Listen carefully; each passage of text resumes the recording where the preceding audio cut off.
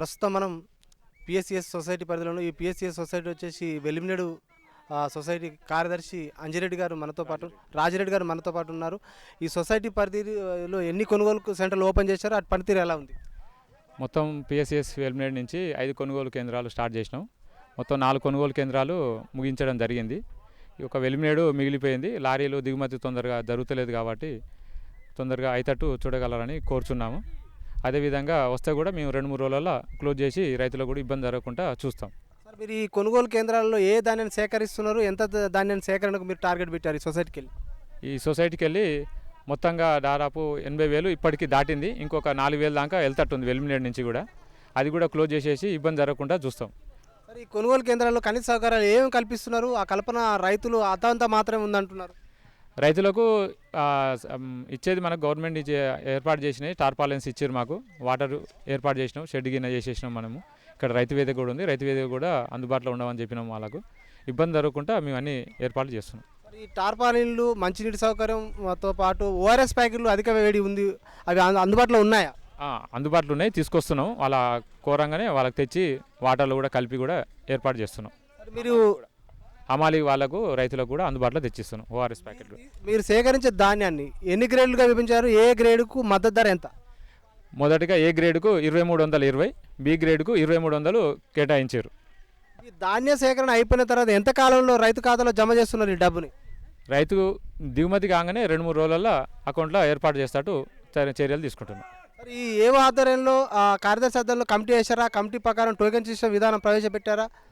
Token system ప్రకారమే మేము కొనుగోలు జరుగుతుంది. సీరియల్ ప్రకారం మ్యాచర్ చూసినాక ఈఓ సర్టిఫికేట్ చేసినాకనే కొనుగోలు జరుగుతుంది. సరే, రైతులు ఏమంటున్నారు? రాజకీయ ఒత్తిళ్లకు అక్కడక్కడ ఏరే వాళ్ళు ముందు పెడుతున్నారు అంటున్నారు. అసలు ఏం జరుగుతలేదు సార్. ఇక్కడ జరగకుండా సీరియల్ ప్రకారం ఏ రైతు అయినా అట్లా పెడితే కూడా రైతు కూడా ఊకోడు. రైతు కూడా ఇబ్బంది జరగకుండా కూడా సీరియల్ ప్రకారమే కొనుగోలు జరుగుతట్టు చూస్తున్నాం.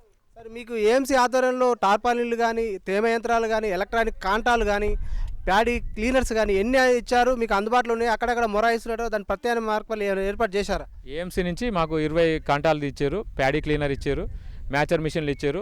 ఇబ్బందులు జరిగినా కానీ ఎమ్మటే దానికి సంబంధించిన టెక్నీషియన్ పిలిపించి కూడా బాగు చేయించి కూడా ఎమ్మటే కొనుగోలు జరిగేటట్టు చూస్తున్నాం. సరే, మీరు ఈ కొనుగోలు కేంద్రాల్లో రైతులకు కానీ ఎంత తూకం వేస్తున్నారు? ఆ బస్తా ఖరీదు ఎంత తీస్తున్నారు? తూకం అంటే ఇప్పుడు 41 జరుగుతుంది, దాని ప్రకారం నడిపిస్తున్నాం. సరే, యాక్చువల్ అయితే 40 కేజీలు రైతు కాంటా వేయాలి, దాంతోపాటు 650-700 గ్రాములు బస్తా ఖరీదు తీయాలి. 40.650 వేయాలి. మిగతాది 41 అంటే ఇప్పుడు ఇక్కడ 40.650-700 దాకా వేస్తాము. మిగతాది బస్తా వేసేటప్పుడు మట్టి పిల్ల కానీ తాలు గిన ఏమైనా ఉంటే అలా 300 గ్రాములు అట్లా జరుగుతుంది. అవన్నీ పోయినాయి. ఇప్పుడు ఆ నామ్స్, ఇప్పుడు ఏదైతే గవర్నమెంట్ నామ్స్ పెట్టిందో, ఆ మార్కెటింగ్ శాఖ వాళ్ళు పెట్టిన నామ్స్ ప్రకారం అవి పోనే కదా ఇవి. ఇప్పుడు అట్లా జరుగుతలేదు సార్. ఇక్కడ మీ రైతులు మా దృష్టికి తీసుకొచ్చిన సమస్య ఏంటంటే బస్తాకు 2-3 కేజీలు కట్ చేస్తున్నారట. తాలు తేమ శాతం, పొల్లు శాతం ఉందని. అది ఎందుకు జరుగుతుంది? ఎట్లా జరుగుతుంది? ఇక అంటే మిల్ కాడికి పోయేవారుగా హీల్డింగ్ అనేది ఒకటి చెక్ చేస్తారు మిల్లర్స్ వాళ్ళు, దానికి తలగ్గవలసి వస్తుంది. మేము సార్, మీరు ఒకసారి ఇక్కడ రైతు ధాన్యం కాంట అయిన తర్వాత ట్యాబ్ అయిపోద్ది. ట్యాబ్ అయిపోయిన తర్వాత మరి అక్కడ పోయినా కూడా కోత చేయడం అంటే ఇది రైతులని దగా చేయడమే కదా. అసలు ఏం జరుగుతలేదు సార్. ఒకసారి చెప్పినాక మళ్ళీ ట్రక్ షీట్ వచ్చినాక మార్చడానికి వీలు లేదు. ఆ విధంగానే ఎంత అయితే ట్రక్ షీట్ ఇస్తారో దాని ప్రకారం బిల్లు ఏర్పాటు చేసేస్తున్నాం. ఎమ్మటే ట్యాబ్ ఎంట్రీ చేస్తున్నాం. ఓటీపీ వాళ్ళు రైతులు కూడా చెప్తారు, దాని ప్రకారం క్లియరెన్స్ చేసేస్తున్నాను. రైతులు మా దృష్టికి తీసుకొచ్చిన ప్రధానమైన సమస్య లారీల కొరత ఉందంటున్నారు. దాంతోపాటు అక్కడ దిగుమతి అయితే లేదు, మిల్లర్లు కూడా ఇబ్బంది పెడుతున్నారు. మరి ఈ సమస్యను మీ పాలక మండలిలో చర్చించి అధికారుల దృష్టికి, ప్రభుత్వం దృష్టికి తీసుకుపోయారా? మా చైర్మన్ గారి దృష్టి కూడా తీసుకుపోయినాం. సార్ కూడా పై లెవెల్లో కూడా మాట్లాడుతారు. అందరి దృష్టి కూడా తీసుకుపోయి ఆ కొరత లేకుండా కూడా చూస్తున్నాడు. మరి అక్కడ దిగుమతి తొందరగా కావట్లేదు, మిల్లర్లు ఇబ్బంది పెడుతున్నారు. అక్కడ బస్తాకు 3-4 కేజీలు కోస్తున్నట్ట. మరి ఈ సమస్య కూడా చెప్పారా?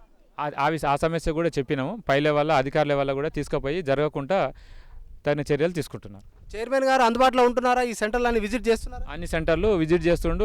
అడుగున నాకు ఫోన్ చేసి, ఇన్ఛార్జీలకు ఫోన్ చేసి, రైతులకు కూడా ఫోన్ చేసి ఏదైనా మాట్లాడి క్లియరెన్స్ కూడా చేపించేసేస్తున్నారు. మీ ఈ కొనుగోలు కేంద్రాలలో ఇప్పటి వరకు ఎంత ధాన్యాన్ని సేకరించారు? ఇంకెంత మిగిలింది? ఎప్పటి వరకు ఈ సెంటర్ మూసే అవకాశం ఉంది? ఇప్పటి వరకు 17,000 క్వింటాలు కొనుగోలు చేయడం జరిగింది. ఇంకా అప్రాక్సిమేట్గా ఒక 3,500-4,000 మధ్యలో క్వింటాలు ఉంటుంది.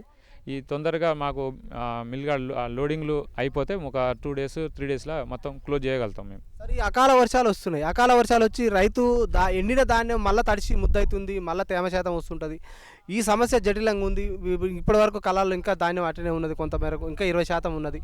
ఈ సమస్య ఉన్నది. మరి ఇది వర్ష సూచనను రైతులకు మీరు ఎట్లా టామ్ ద్వారా తెలియజేస్తున్నారా? టార్పాలిన్ అందుబాటులో ఉంచారా రైతులకు? రైతులకు కూడా టార్పాలిన్స్ అందుబాటులో ఉంచినాము. కొనుగోలు జరిగిన దానికి ఎమ్మటే టార్పాలిన్స్ ఈ విధంగా ఏర్పాటు చేయించి లారీలకు ఎమ్మటే ఇన్ఫామ్ చేసి లోడింగ్లు చేసి పంపించేస్తున్నాము.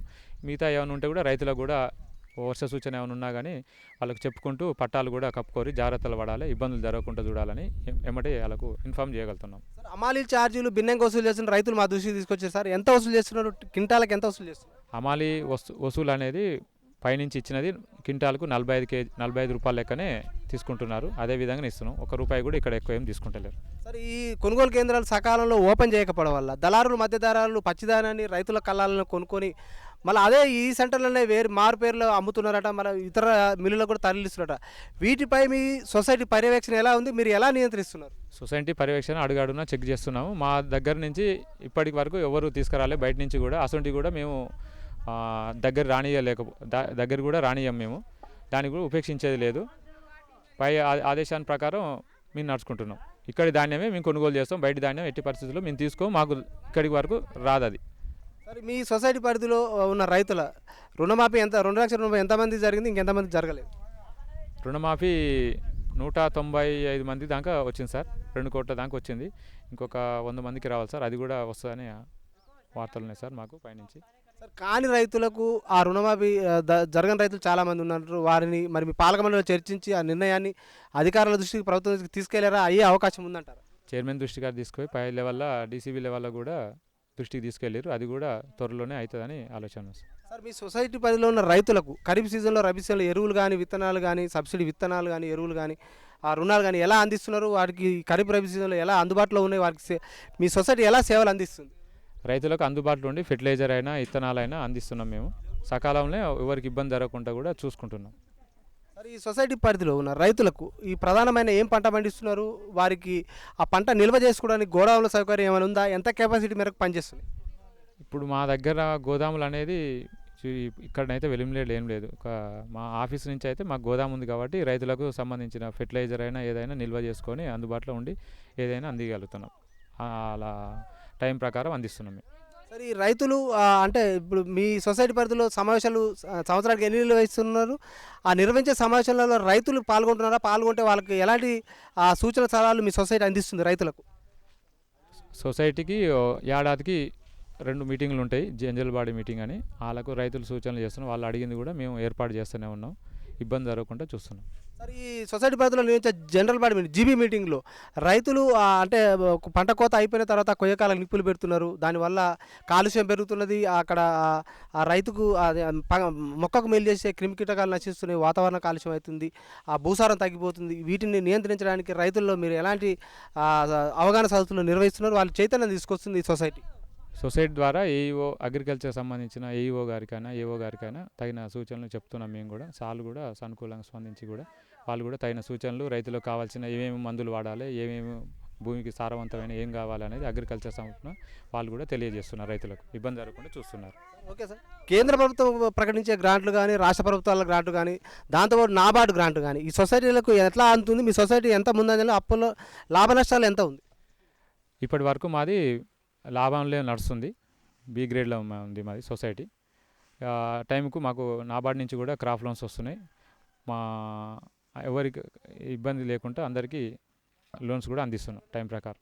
ఈ 44 జీవో ప్రకారం మీ సహకార సిబ్బంది జీతభత్యాల విషయంలో కానీ, గ్రాట్యుటీ విషయంలో కానీ, కమిషన్ విషయంలో కానీ, మీ బెనిఫిట్స్ విషయంలో కానీ ఆ జీవో ప్రకారం మీకు ప్రభుత్వాలు న్యాయం చేసాయంటారా? ఇప్పటికైతే 44 జీవో ప్రకారం అయితే జీతాలు అయితే అందుతున్నాయి. ఇబ్బంది అయితే ఏం లేవు. ఇప్పుడైతే టైం ప్రకారం వస్తున్నాయి మాకు. ఇటీవల రాష్ట్ర సహకార సొసైటీ అంటే అలాగే వ్యవసాయ కమిషనర్ గారు జీవో నెంబర్ 44 ప్రకారం ఈ సహకార కార్యదర్శులు కానీ, సిబ్బందిని కానీ బదిలీలు చేయాలంటారు. ఎక్కువ సంవత్సరాలు 3 నుంచి 5 ఏళ్ళు అక్కడనే తిష్ట వేసి అక్కడ సొసైటీలను ఆర్థికంగా కొంచెం గురి చేసినాం అంటున్నారు. ఇది ఎంతవరకు మీరు మీ సిబ్బంది మీరు ఈ బదిలీలు అయ్యే అవకాశం ఉందా? ఉంటే మీకు అది శుభపరిణామే అంటారా? ఈ బదిలీలు అంటే నిన్ననే పేపర్లో ఇచ్చినట్టు ఇక సాక్షి జ్యోతిలగిన ఇక ట్రాన్స్ఫర్ బదిలీలు అయితే మంచిది అనుకుంటున్నాం మేము కూడా, ఇబ్బంది జరగకుండా ఉంటుందని మా ఆలోచన. మీ సొసైటీ బలోపేతం కావాలంటే ప్రభుత్వాల నుంచి, కేంద్ర ప్రభుత్వం, రాష్ట్ర ప్రభుత్వం నుండి ఎలాంటి సహకారం కావాలి, ఇంకా ఎలాంటి అవకాశాలు వస్తే సొసైటీలు బలోపేతం అవుతాయని మీరు కోరుతున్నారు? ఇక కేంద్ర ప్రభుత్వం నుంచి అయినా రాష్ట్ర ప్రభుత్వం నుంచి అయినా కానీ ఇక రైతులకు సంబంధించినవి బయట ఏమైనా బిజినెస్లు చేసుకున్నా కానీ నాన్ క్రెడిట్ బిజినెస్ ఏదైనా చేసి ఇప్పిస్తే మంచిగా ఉంటుంది, లోన్స్ అయినా ఏదైనా. ఓకే సార్, ఇక్కడ రైతులు కూడా ప్రధానంగా సమస్య తీసుకొచ్చారు. ఇక్కడ సొసైటీకి అందుబాటులో సిబ్బంది ఉంటలేదు అంటున్నారు, అది ఎంతవరకు వాస్తవం? అందరు సిబ్బంది అందుబాటులో ఉంటారు, ఇది ఏదైనా కావాలని మాకు ఒక రాయి వేద్దామని చూస్తున్నాడు. మేము అన్ని విధాల అడుగున పొద్దుగాల 6 గంటలకు వచ్చాము ఇక్కడికి, అట్లయినా కానీ రైతులకు ఇబ్బంది జరగకుండా చూస్తూనే ఉన్నాం. Okay sir, thank you sir. చూస్తూనే ఉండండి మీ తెలుగు టీవీ.